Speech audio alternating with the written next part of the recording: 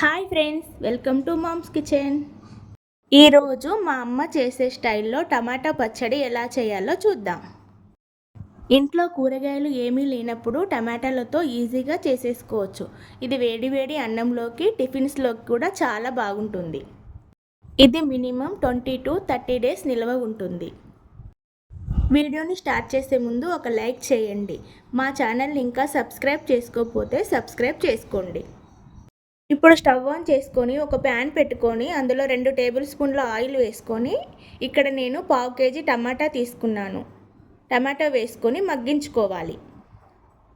టమాటా కొద్దిగా మగ్గిన తర్వాత ఒక నిమ్మకాయ సైజ్ అంతా చింతపండు కూడా వేసుకొని మగ్గించుకోవాలి.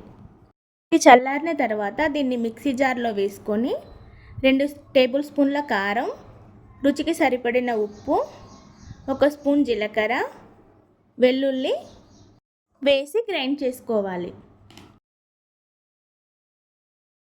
ఇప్పుడు పోపు ప్రిపేర్ చేసుకుందాం. అదే గిన్నెలో 2 టేబుల్ స్పూన్ల నూనె వేసుకొని ఎండుమిర్చి, జీలకర్ర, ఆవాలు, కరివేపాకు, కొద్దిగా పసుపు వేసుకొని ముందుగా మిక్సీ పట్టుకున్న పేస్ట్ని కూడా వేసుకొని బాగా కలుపుకోవాలి. అంతే అండి, మన టమాటో పచ్చడి రెడీ అయిపోయింది. ఇది చాలా బాగుంటుంది. ఒకసారి ట్రై చేసి ఎలా వచ్చిందో కామెంట్స్లో చెప్పండి.